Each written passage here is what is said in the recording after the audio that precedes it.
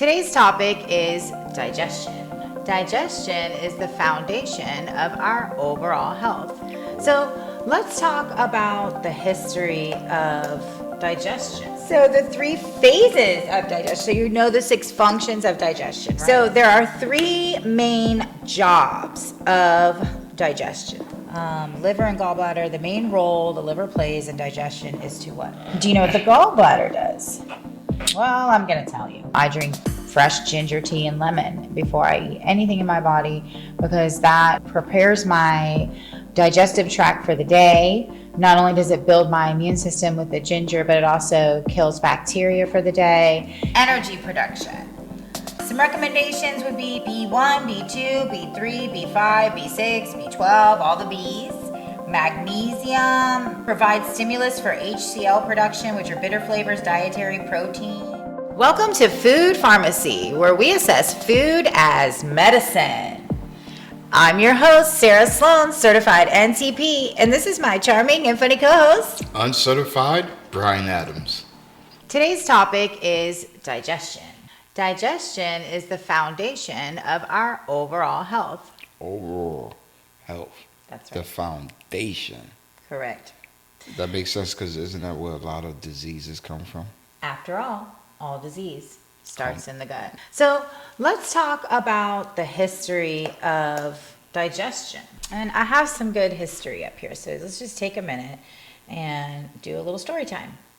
The understanding of digestion has evolved significantly throughout history, transitioning from ancient beliefs about cooking and humoral imbalances to modern scientific understanding of chemical reactions and organ function. Early views emphasized the stomach as an active, almost thinking agent, while later perspectives focused on its role as a base natural organ in the body. Crucial advancements came from figures like William Beaumont, who pioneered the direct observation of digestion in the human. Ancient Greek and Roman views. Practitioners like Galen in the 2nd century AD believed that the stomach had the ability to sense hunger and play a role in separating nutrients from waste. The stomach was often depicted as an active agent, almost like an animate being. Okay, so in the medieval period, anatomists like Galen and Avicenna provided detailed descriptions of the physical structure of the stomach, intestines, and colon. They recognized the importance of digestion for nutrient absorption and potential consequences of impaired function. And then there was a shift towards naturalism over time. The focus shifted from the stomach's perceived agency to its role as a natural base organ. And alchemical and humoral influence, philosophers and practitioners like Van Helmont and Paracelsus explored chemical aspects of digestion, including the role of acid in the stomach, the concept of humors, blood, film, yellow bile, and black bile was also used to explain digestive imbalances. So that's a little bit of kind of like the history. There was some scientific advancements. William Beaumont's observations. His work was in the 19th century using his patient Alexis St. Martin, who had a fistula in his stomach, allowed for direct observation of his digestion process. This led to a more accurate understanding of the chemical nature of digestion and the role of the hydrochloric acid. Very important. Enzymes and chemical reactions. The modern understanding of digestion focuses on the breakdown of food into smaller molecules through enzyme reactions. Specific enzymes, such as those in saliva and gastric juice, play crucial roles in breaking down carbohydrates and proteins and fats. So we're going to get to that. So that's a little bit of the history. So some of the facts. So let's talk about that. There are 6 functions of digestion. And digestion. Those 6 functions are ingestion, propulsion, mechanical digestion, chemical digestion, absorption, and defecation.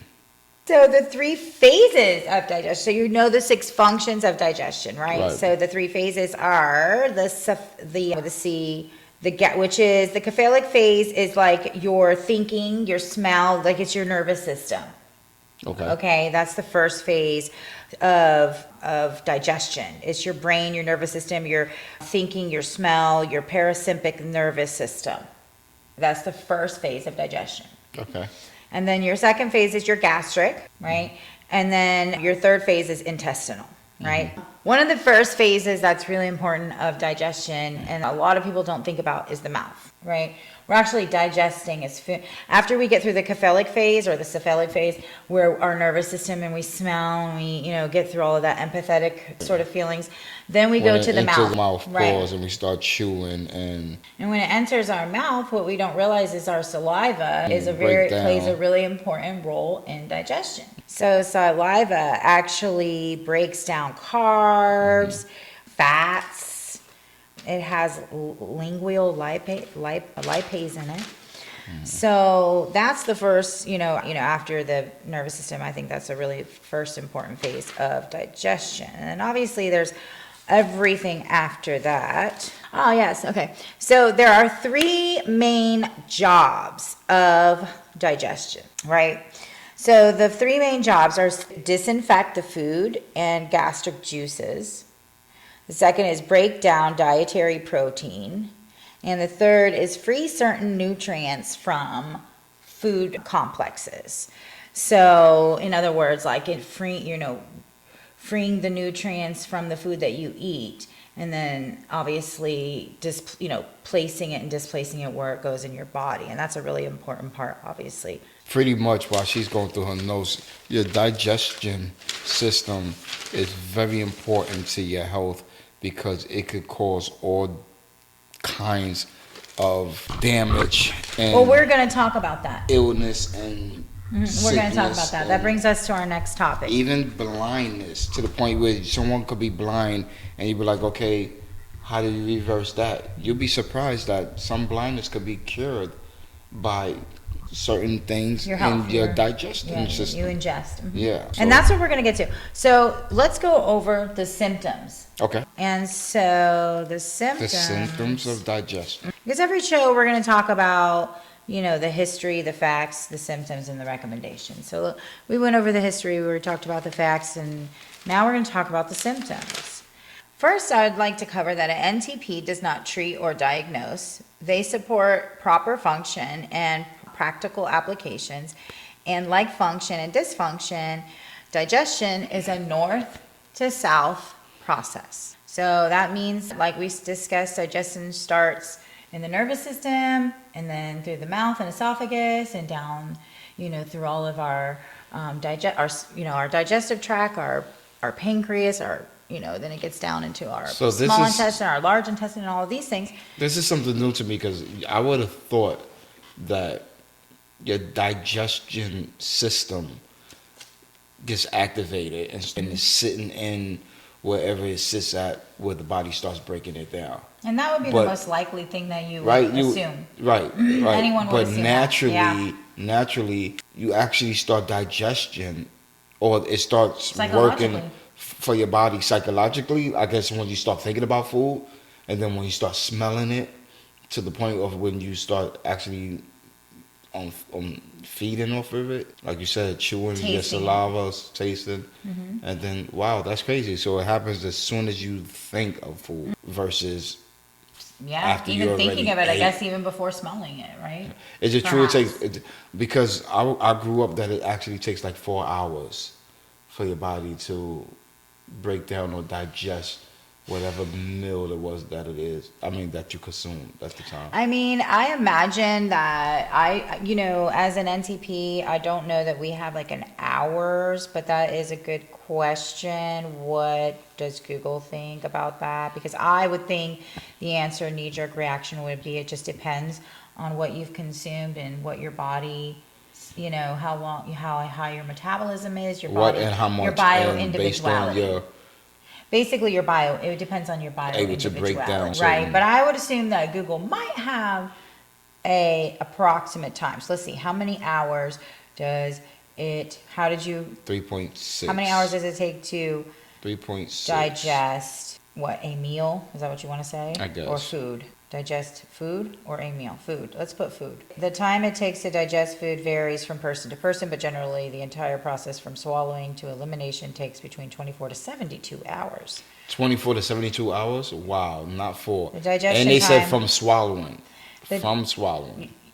Yeah, the digestion time can be influenced by factors like the type of food eaten, individual metabolism, and the presence of digestion conditions. So pretty much, bio-individuality. So it actually takes days for you to digest something. Yeah, potentially. I would say factors would be things like if you ate a big steak versus you ate a piece of fish, or even more so, a salad versus a big pasta. Right. There's heavy foods versus lighter foods would probably be easier to digest.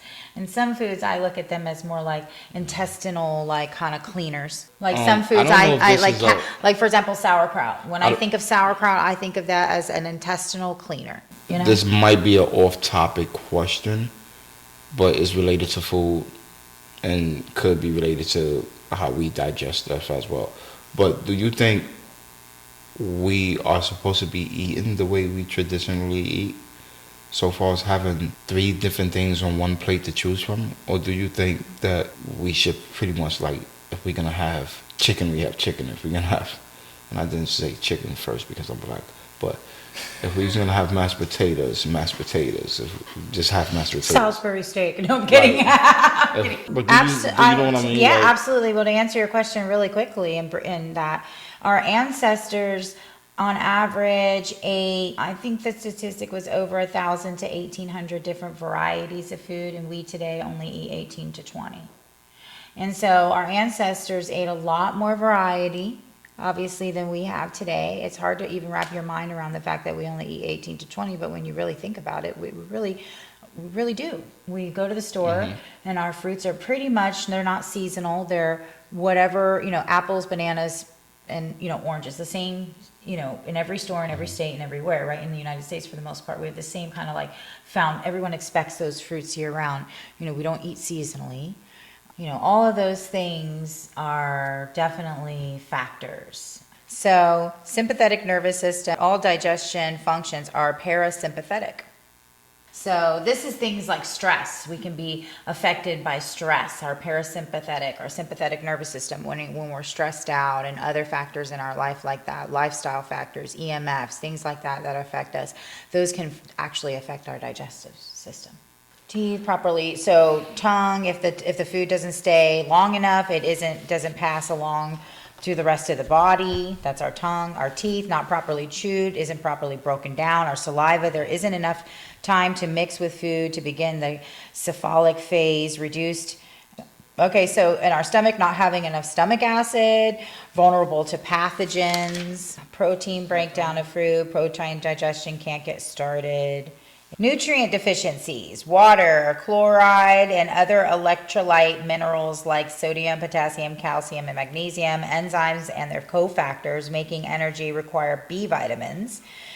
Irritating substances like damaged gastric mucosa, things like alcohol, reactive foods, low protein in your diet. If the body doesn't think protein digestion needs to happen, it won't use energy to bring stomach pH down. Chronic stress, as we discussed that with our nervous system. Acid blocking medications, histamine, H2, protein pump inhibitors. That's, when we take medications, we need to make sure that we're, reading into the ingredients and the side effects. Right. We'll talk about that in other shows and how to do that if we're having some sort of digestion problem and we're on medications. Stomach, having too much acid. So that's our hydrochloric acid. Having too much hydrochloric acid is damage to mucous lining, especially chronic, can thin and struggle to produce mucus. GERDs is gastroesophageal reflux disease. So GERDs, a lot of people have that. That's when you have like acid reflux. That's oftentimes can be diagnosed as GERD, which is gastroesophageal reflux disease. Also, ulcers can happen. Delayed empty and poured sympathetic nervous system, inappropriate communication at the level of our we don't want to get into our duodenum. That's where we go to the bathroom. Okay, so let's move on to more of our symptoms. And if you hear any of these symptoms on here, likely down the road in our shows, we will be discussing and assessing these symptoms that occur through our digestion. Liver and gallbladder, the main role the liver plays in digestion is to what? Do you know? It's to create bile, make bile. So the main role the liver plays in digestion is to make bile. It needs water, cholesterol, phospholipids, amino acids, and other cofactor nutrients to make it. Do you know what the gallbladder does? Well, I'm going to tell you. So do you know the role of the gallbladder? So the gallbladder collects and concentrates bile, releasing to emulsify fats in the chyme. Okay? If a diet is low in protein and fat, the gallbladder is rarely triggered to contract, called bile stasis, or gallstones can occur, which is what you were talking about. All of these disrupt the ability to emulsify fat in the chyme, which is a crucial step in the fat digestion. Now let's talk about the pancreas. Pancreas, we need CK and secretion for duodenum digestion. So without functioning enzymes, inadequate micronutrient breakdown in the small intestine, mucosal tissue damage. So despite biases, some microbes secrete an endotoxin known as lipopolysaccharide, contributing to poor digestion of proteins and chyme. One's intestinal lining becomes hyperpermeable, selectivity is lost. Poorly digested proteins are allowed into the bloodstream, triggering an inflaming immune response. The result is a new food reaction. Some food reactions are genetic or true allergies. So you can actually get triggered food allergies instead of genetic ones. Okay, so in our large intestine, lack of fiber. Healthy microbes in the large intestines don't have food to eat, thus can't make the products the body needs. Dysbasis, poorly digested macronutrients. Macronutrients are fats. Okay, and proteins. Poorly digested macronutrients and chyme feed pathogenic microbes which grow, release toxins, and irritate mucosal tissue. Transit time and bowel regularity. Constipation. Bile is important for motility. Malnutrition, lack of fiber, dehydration, stress, and structural issues can also contribute. Diarrhea, a symptom of irritation and inflammation in large intestine. Infections, dysbasis, food reactions, and stress can contribute. So that covers the symptoms of digestion. Well, recommendations for digestion, straight off the cuff. If you're having digestion problems, I would say number one, find an NTP in your area, get a nutritional assessment done. And since digestion is the foundation of our overall health, it is really important to find out what it is in your within your digestion problem that a nutritional therapist can target and figure out what your symptoms are and then bring it back to your foundations. And from there, it will be easier to actually determine what would be good for you to put into your body to digest. Right. Some of the things that I like to do and to be taken with precaution, because if you have your gallbladder removed or if you have too much hydrochloric acid, things like that, you may not want to consider drinking ginger tea every morning. But every morning I find as my digestive regimen, I drink fresh ginger tea and lemon before I eat anything in my body, because that prepares my digestive tract for the day. Not only does it build my immune system with the ginger, but it also kills bacteria for the day and just gets my whole mucosal lining ready to digest for the day. So that's a tip that I like to give. But again, that's to take with precaution, and that's really important to see an NTP because everyone has bio-individuality. So if you do have acid reflux or some other symptom, that may not be the best idea for you, and maybe some other regimen of tea will be good for your digestion in the morning. But some other recommendations I have in my notes would be things like, we talked about how your mouth is sort of like the secondary part of your digestion. So chewing your food 15 to 30 times per bite. That's one of the recommendations as an NTP that we give our clients, is just to make sure that you properly chew your food. You might want to practice mindful eating. You can Google mindful eating. Mindful eating is just kind of in a summary, just focusing on your eating, putting everything aside, no phones, no computers, no work, no calls. No distractions. Right. And just kind of like meditate with your food. Right.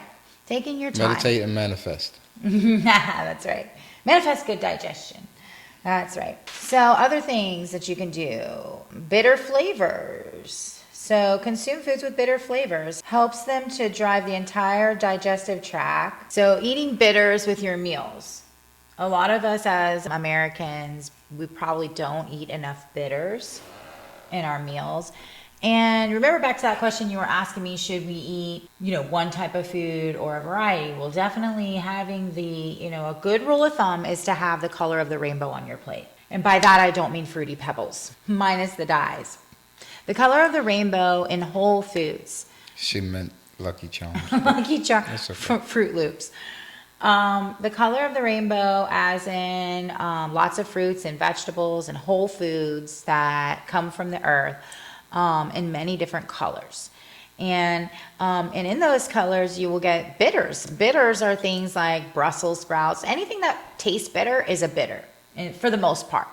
Turmeric, inviting things like lots of spices are great for your digestive system within your bio-individuality, of course. Maybe you have some sort of symptom where you can't have, certain spices like cayenne, but overall spices are great. Eat a lot of spices. Supporting HCl production. So supporting HCl production is just like what I explained, how I drink ginger tea every morning. That supports your HCl production. That's kind of like your stomach acid. Your stomach acid is what kind of breaks down your food.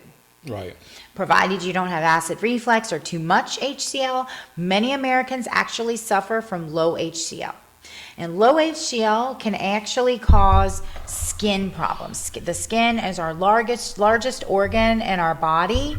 And so when I found that when I was getting any kind of like skin problems, just being like with a lowered immunity or getting, any kind of skin issue, I found that drinking the ginger lemon tea every morning actually helped help me to digest my food better, which helped my skin, which is the largest organ in my body. And it's done amazing things for me as well. I wish we'd have done like a before. A before and after? Yes. So Brian has been on his... today, Brian has been on... Well, we'll talk about your skin because I know that's what you're getting at. You have been on your clean eating, sort of like NTP guided diet for about a month and a half now. And your skin has... We didn't do a before picture, but... Tell us about your skin. Well, as you guys can see, I'm beautiful. The skin is skinning. The skin is skinning. Yeah, but no, seriously, the ginger every morning will be in the shots. The little shots that we do. Yeah, we'll do a show on that as well. The morning shot regimen.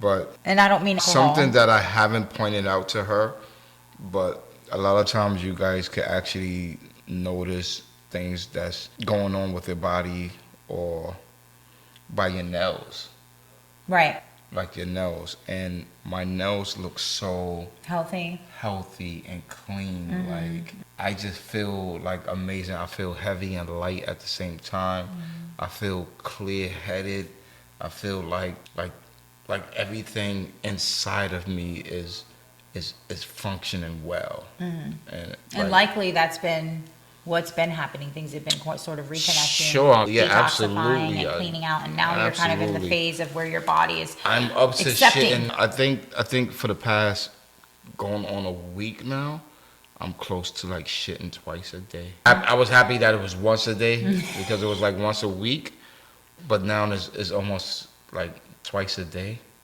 And that's great. Yeah, like it's amazing. But yeah, my skin on track. My skin, like, it feels amazing. It's so amazing. Not only that, but a lot of times I would get like, especially when I grow my beard out, you get hair bumps and stuff like that. Yeah. I have not.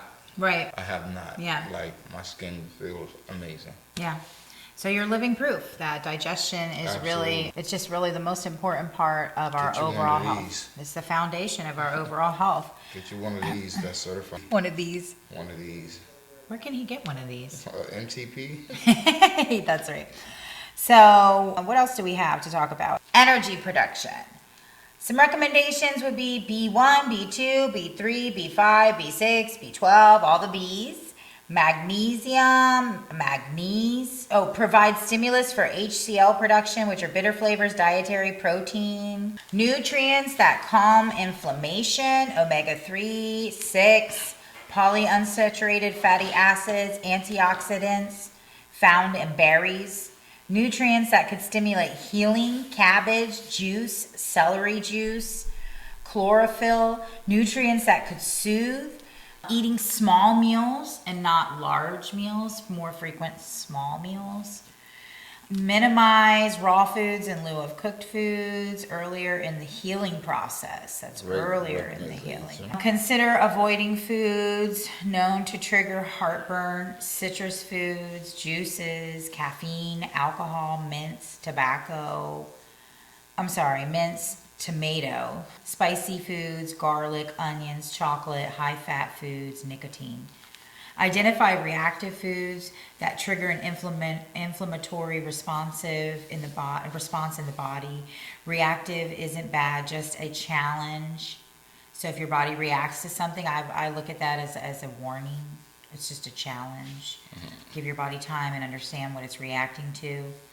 Elimination diets and pulse testing are great free tools to use. Those are free. Pulse testing, look that up. We'll cover that in another show, actually. Elimination diets are the gold standard in identifying delayed food hypersensitivity. Elimination diet requires to remove specific foods or components from a specific period of time, usually 2 to 3 weeks. Ideally, suspect foods all eliminate at the same time. Such as? Whatever you suspect is giving you a reaction, whether that's like bread, wheat flour, or something. Okay. If you suspect it, eliminate it for 2 to 3 weeks. This is followed by a period of challenges where foods are reintroduced while the client assesses the experience. Those are my notes. While you assess the experience for the reaction. So it's followed by a period of challenges where the food is reintroduced while you assess the experience for the reactions. Pulse testing is a simple tool that can be helpful in identifying if a body perceives a food as a stressor. So another good digestion tip: provide stimulus for bile production and gallbladder contraction. Beets, beet greens, bitters, bitter food, artichokes, dandelion root, burdock, yellow dock, milk thistle, high in silymarin, which stimulates bile production in liver and is protective of liver cells. Consume macronutrients that will stimulate CCK, ample protein, and quality fat. Pancreas. The pancreas supports northern digestion. It doesn't overload your digestion. Natural food sourced enzyme support. Those things for your pancreas would be banana, carbohydrate digestion enzymes, pineapple, papaya, kiwi, apricot, avocado, miso, fermented vegetables, kefir. Those are some pancreatic recommendations. Avoid microbiome disruptors. Chlorine food, beauty product, preservatives, antimicrobial soap, sanitizers, pesticides, and herbicides, overuse of antibiotics. Very important. Those interrupt our microbiome. Our microbiome is like our little world inside of our stomach, and that needs to be in a state of, what do we call it? Homeostasis. Your microbiome needs to be in a state of homeostasis. And you don't want to disrupt your microbiome with things, again, like I mentioned. Help your microbiome with probiotic support. Supplemental forms, fermented foods, drinks, working in the garden. Don't be afraid to get dirt on you. Those are probiotic. Avoid foods that encourage dysbasis, processed carbs, large amounts of antimicrobial fatty acids. It's a lot to take in, right? Providing cofactor support nutrients for mucosal health. Non-nutrient based support strategies. So these are non-nutrient based support strategies in digestion, and an NTP mostly will only work on nutrient based strategies. And some of these may require referrals, but abdominal massage, scar tissue massages, pelvic floor or pelvic health workouts, chiropractic or physical therapy. Okay. That wraps up our assessment of digestion.